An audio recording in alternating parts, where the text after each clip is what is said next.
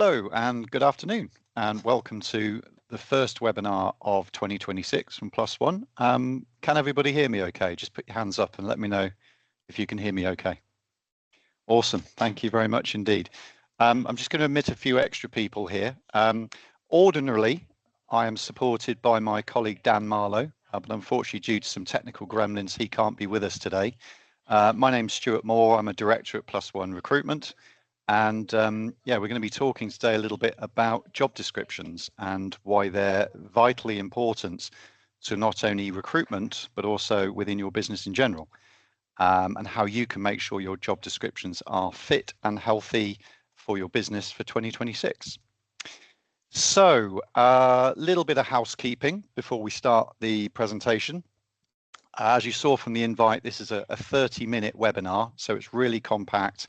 It flies past really quickly, and we tend to cram in quite a bit of information. So unfortunately, we're not able to stop and take questions during the webinar, but what we can do is, if you're happy to put your questions in the chat, if we're not able to answer any of those questions during the meeting, then either myself or one of my colleagues will come back to you offline afterwards. The meeting is being recorded, and that's because we always put them out on our YouTube channels afterwards. However, what I would say is that they are all anonymized. So even if you put your lovely faces on the cameras, no one will see that by the time it reaches our YouTube channel. So please don't worry. I think that's it for housekeeping. So I'm going to share my screen with you now. So hopefully you'll see a slide deck appear. Okay, we have had one of these where I've been merrily chatting away, cycling through slides, and everyone's gone, I can't see the slides. So again, can I have a little thumbs up if you can see the slide initial one? Thank you very much, Christina. Appreciate that. Right, okay, so without further ado, let's carry on. So what are we going to be talking about today? So let's have a deep dive look at what should be in a job description. Some of that might be obvious, but there might be a few little bits and pieces there that aren't necessarily standard. Does a job description actually resemble the vacancy that you are hiring for or the role within your business? And you'll be amazed how many job descriptions we get that are, 3, 4, 5 years, maybe even longer, out of date.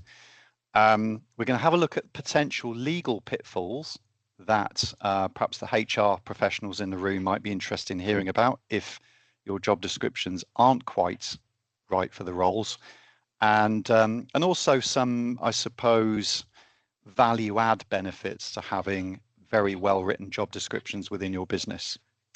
As it says at the bottom, all of you will receive a job description builder template, which sounds very exciting.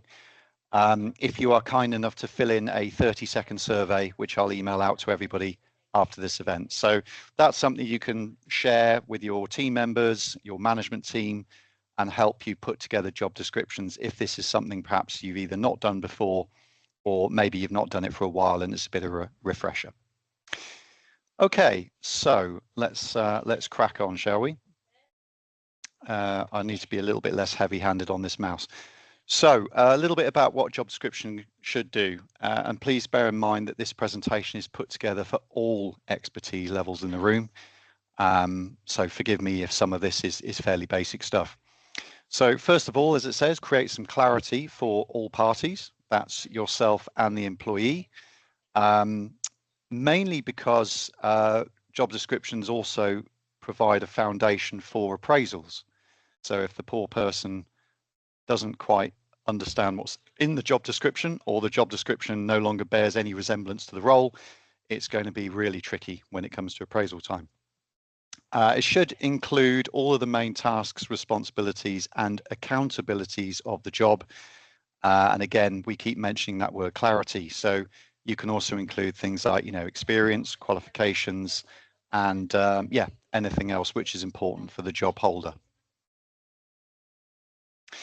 So what else should we include? Well, you could also include your company mission statement, a little bit about the business, and a sort of general overview to communicate to your employees. Perhaps you've got some core values, or maybe even sort of specific words that you like to have on all of your company documents. So again, good place to put it. It helps you also to attract good candidates to your business, of course, through the recruitment process. And also, if you include areas like your diversity statements and other key policies, you can also add those to the job descriptions as well. So here are some of the common issues that we find when we receive job descriptions. And this is kind of going back to a little bit of what I spoke about earlier. So effectively, if you were to create a job description today, bearing in mind where your company is right now, who's in the company, what the company's mission is, and all of the sort of processes in your business, that is a snapshot of where the business stands right now. As I'm sure you can imagine, certainly over the last 3 to 5 years, I would say, post-COVID really, I think most of our organizations have probably changed quite a bit.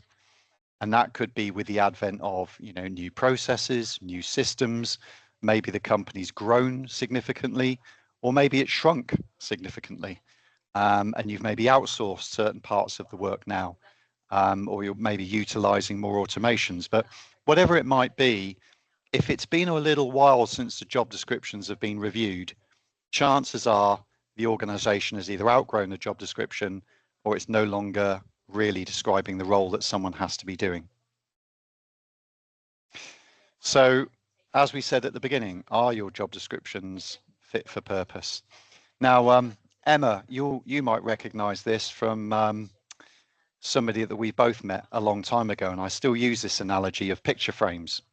So here you'll see a kind of a fairly generic basic org chart where each of the people within that organization chart fits within the picture frame. And what do I mean by that? What I mean by that is essentially your job description, think of it like a picture frame, okay? Whoever you put into that role, all of their aspects of them as in terms of their responsibilities, their duties, should fit within that picture frame. So in an ideal world, all of the frames would sit together nicely and there would be a handover of duties and responsibilities and accountabilities between each level of hierarchy within the business. So a little bit like this diagram. What tends to happen, as you'll see from this diagram, is that as the business changes, the picture frames kind of get a little bit skewed. And I'm sure you've all had periods of time where either you yourselves or other members of your teams have had this situation where as the business grows or processes change, extra little bits start getting bolted on to your specific job role, whether or not it's in the job description or not. So of course, all of the sort of the frames get twisted out of shape around the person. And as I've sort of indicated at the very bottom of this page, you end up with this kind of unicorn shape that when that unicorn leaves, we've now got to replace that unicorn, and the clue's in the title, unicorns aren't easy to replace. So you end up with this situation where you might have to recruit 2 people to replace 1 person, and maybe they've left because the role wasn't sustainable. But yeah, this kind of happens a lot within businesses, which is why reviewing job descriptions and reviewing, your accountabilities and your structure within the business is something that you probably ought to be doing certainly every sort of couple of years, maybe sort of every 2 to 3 years really, to kind of stay on top of it. Okay, so we mentioned this earlier. So these are sort of some of the basic elements of what should be in a job description. Okay, so as it says, title, tasks, responsibilities, qualifications, and so forth. This section, we're going to kind of take a bit of a deeper dive, really, in terms of how you build job descriptions. It's not generally a case of just getting the old one out and thinking about how that works. You've also got to work out how that job role fits with the rest of the business, not only in terms of the overall business strategy and the goals of the business, but how it fits within the department. So it's really an opportunity to look at all of the functions within the business, ranging from the senior leadership team downwards, and work with team members within those departments to understand what is the true purpose of this role and where does it fit in the organization. What are the accountabilities? So that's not tasks, as I've said on the slide here. The accountabilities are, what are the parts of this role that other people don't do in the business, but are key function accountabilities for this job role? In other words, if it's successful, this person has done a good job. If it's not successful, then we can, of course, raise it as an issue at a performance review. But ultimately, this is how we decide whether this person is doing a good job or not. So essentially, when we're talking about accountabilities, we're looking at, okay, well, this is one person's job. Where do their responsibilities stop? And what is the handover point that the new person's role take on an accountability? And I'll give you some examples in a moment.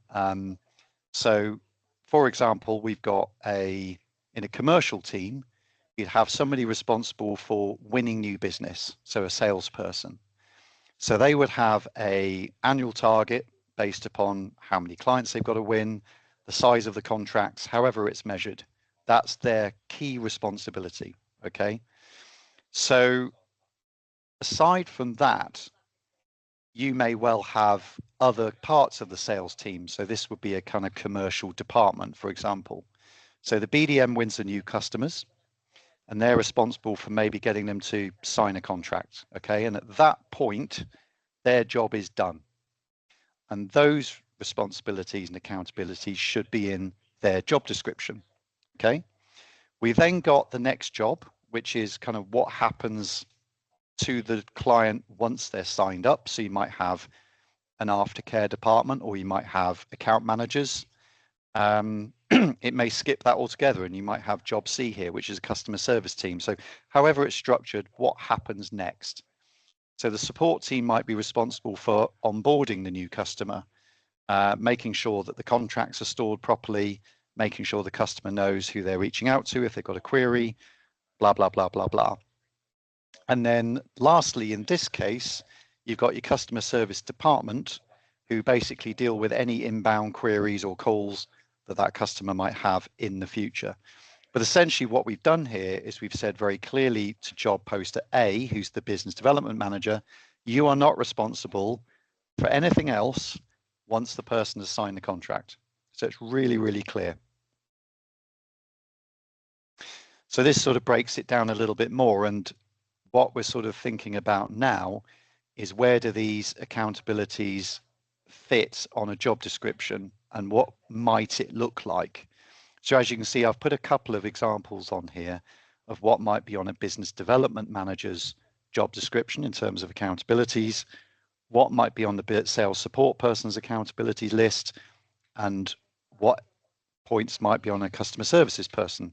Again, obviously this would be different for your own individual organizations, but you can kind of see we've got very, very clear distinctions between what that person does, and that person does, and how it flows within the business.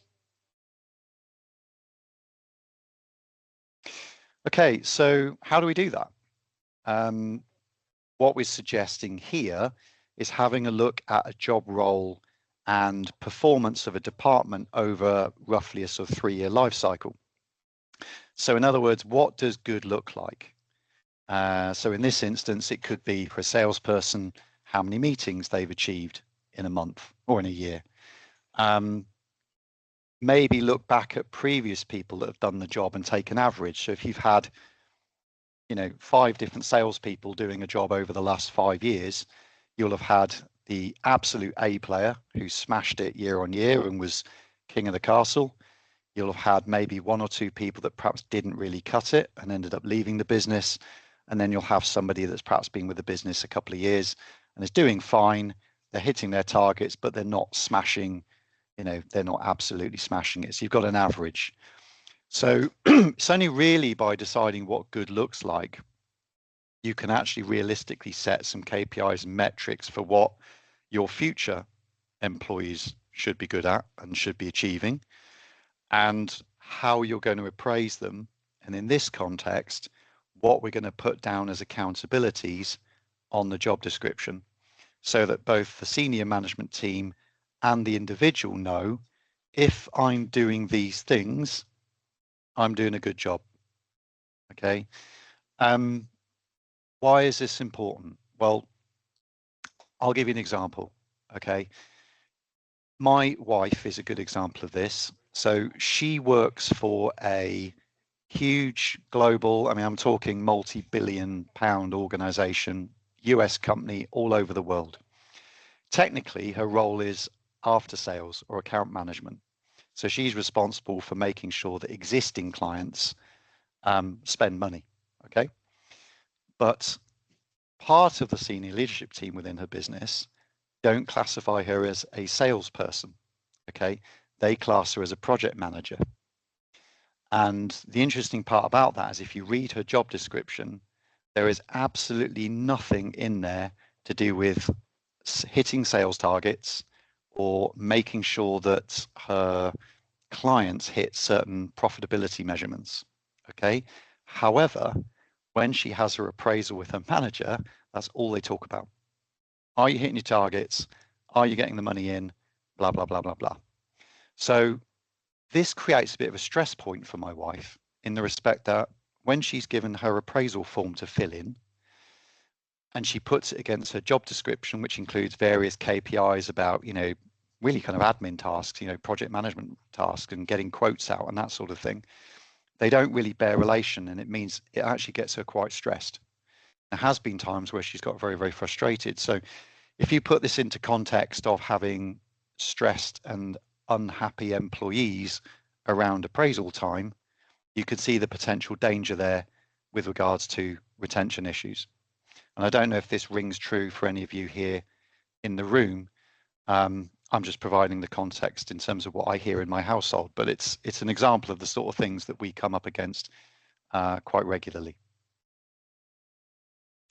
So I'm not going to go into too much detail on this. Like I said, we are recording the webinar, and obviously you can play this back. But I'm really just trying to get across to you that, as you'll see here under salesperson A, when we're talking about accountabilities, we've had to think about what good looks like.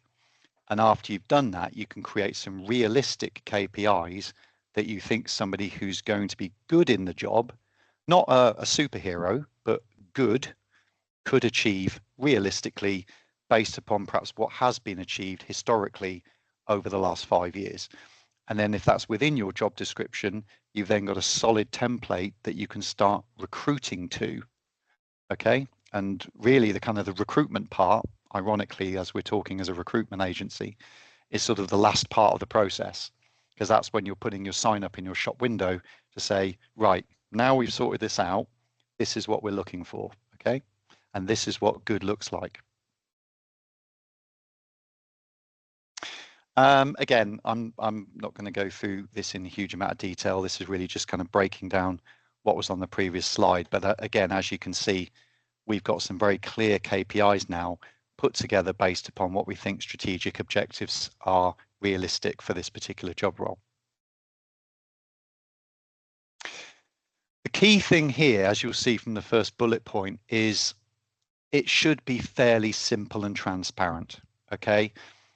It should be really, really clear to a job holder what they're going to be appraised on, what good looks like, and really importantly, and this is sort of ties in, I suppose, with where we mentioned earlier about legal pitfalls.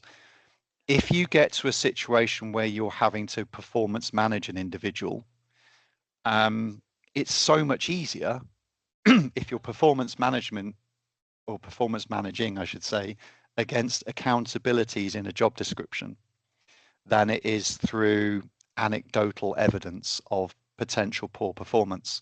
So again, going back to the example of my wife, she could legitimately push back on her line manager and say, well, hang on a minute, I don't have a sales target.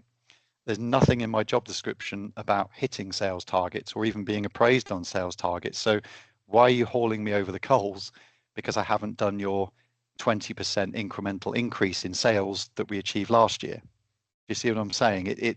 There's a disconnect between the expectation and the outcome, which, funnily enough, I was having a conversation with a HR consultant on Monday, who's actually going to be helping with our next webinar next month about the Employment Rights Bill.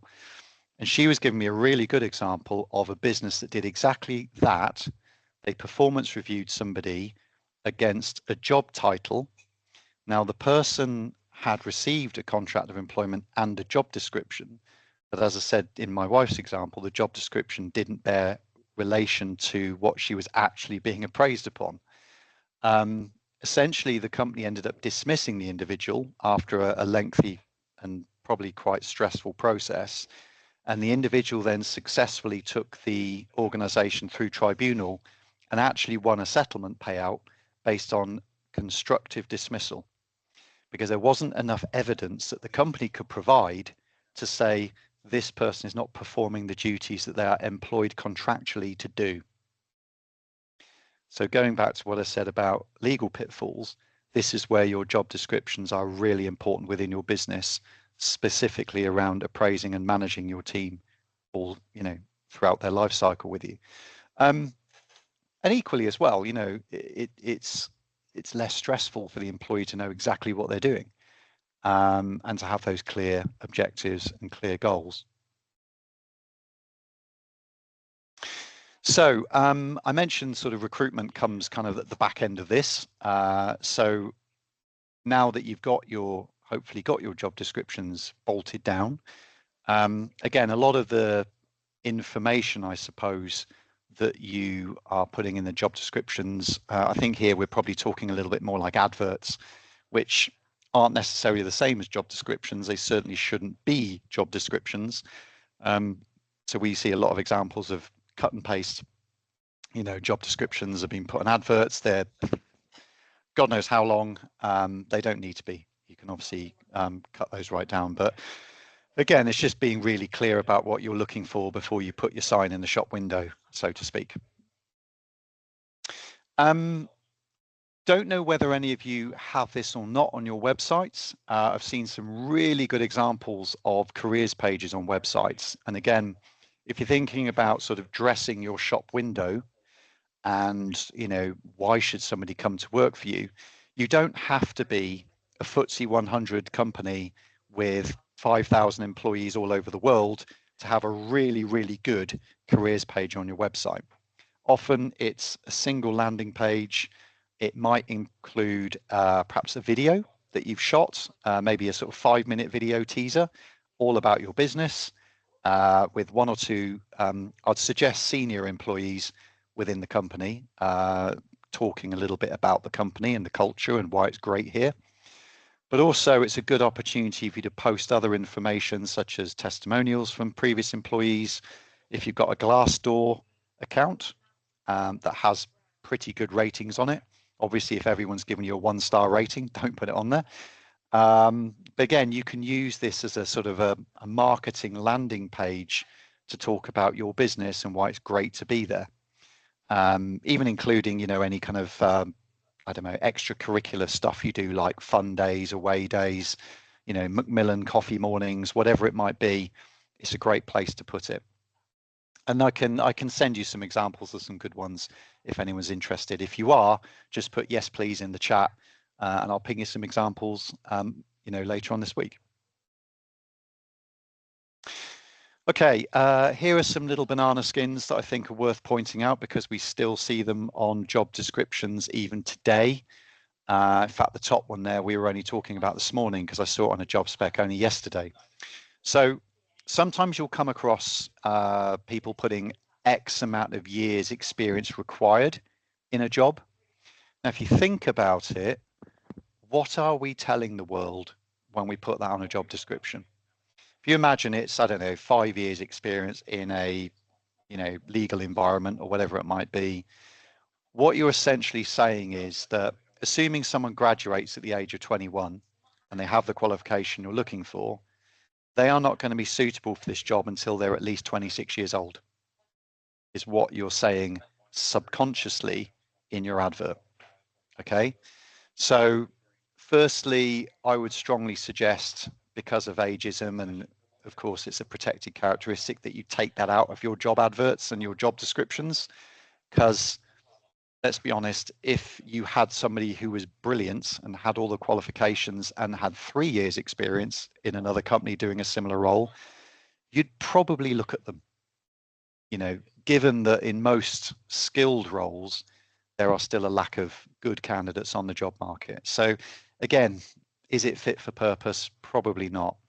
Easy change, you can just put prior experience in da da da da da. Okay, it's a bit of a catch-all, and then you can make an individual judgment based on the CVs that you receive. I'm going to just go through these. Again, wording is important as well. Try not to use any kind of cliched, potentially, difficult words like, energetic or dynamic, or, anything that's going to potentially give the reader the impression of a certain type of characteristic, or maybe age, sex, religious background, whatever it might be. Just try and make this part of the job description fairly vanilla. Okay, because equally you don't want to put people off either. Be careful around some language, salesman, chairman. Are they necessarily, relevant in the modern era? More so if you are advertising a very strong, inclusive working environment, with a dedicated DEI policy. Make sure the job descriptions match up.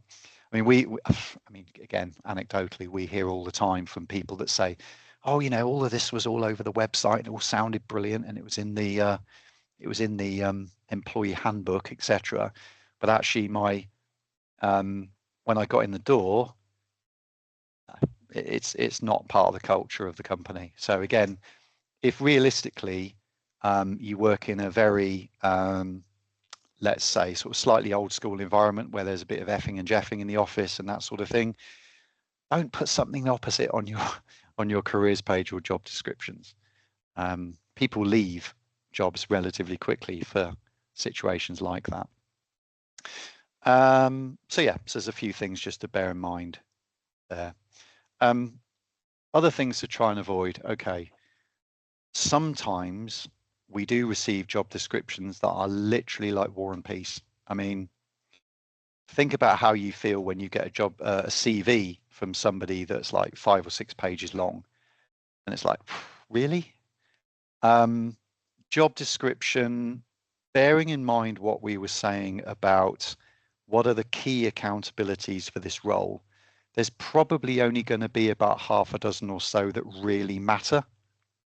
So do we need to include all of the elements of our health and safety policy, which again, we see in job descriptions? Do we need to include all of this stuff in our job specs? Probably not, because that information might be in the employee handbook, or it might be on an intranet or somewhere. So again, a couple of pages is fine. Any more than 2 pages and it's starting to get a little bit, potentially a bit onerous. And also, we have feedback from candidates when they see some of these long job specs, they just go, God, they want the moon on a stick, don't they? And they're only paying that. Again, it sets some expectations there about what's realistic in the job role. Conversely, being too vague and not having clear metrics, well, we've already kind of briefed as to why that might be a problem, especially in things like appraisals. So again, a few sort of little hints and tips here that you can follow. Okay, so just to summarize, because we're rapidly approaching the half an hour mark, and it goes incredibly quickly, as I said. So really, your job description should clearly define the purpose of the job and how it sits in the organization. A general overview, key responsibilities and accountabilities for each role is really important. So where does the duties start, and where does the accountability cut off, and what is this person responsible for? And again, like I said earlier, review it on a regular basis, and I would suggest roughly every 3 years, unless there's a major organizational change. 3 years is probably about right. Okay, So what have we got coming up for you next month? This is a biggie. We did a session on the Employment Rights Bill back in October. It was incredibly well attended. I think we had well over 100 people in the room. Susie and Judy from Muse HR are joining us again on the 11th of March because, as you know, or most of you may know, the Employment Rights Act, as it is now, has now been passed through Parliament, and many key elements of the legislation are coming into force in April this year, so not far away. So Susie and Judy are going to do a great job next month of running you through how you can make sure you're fully prepared for April, any key things you need to do now within your business to make sure you're ready. We'll also be providing some cheat sheets on what you can do within your business to make sure you're ready to go. So please don't miss that. If you want to join, you can sign up on our website right now. And yeah, obviously, feel free to invite your colleagues if you think it's relevant for them. So as I usually do, I'd like to open up the floor to any kind of Q&A for those of you who've got a few more minutes. So if you bear with me, I should be able to enable everybody's microphones, he says. But if anyone has a question, then feel free to put up your virtual hand and I'll try and come around to you as quickly as possible.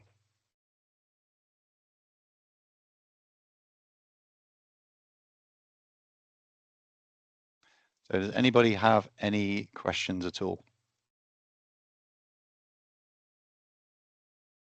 Stunned silence. Okay, well, I hope it was all useful for you guys. Like I said, I'll be sending around a brief survey later on this afternoon. If you wouldn't mind filling that in, it takes less than 30 seconds to do. I'll then send out the job description template, which you can utilize to your heart's content. So thank you very much, everyone, for watching, and I hope to see you again next month for our next webinar. Have a good rest of your day.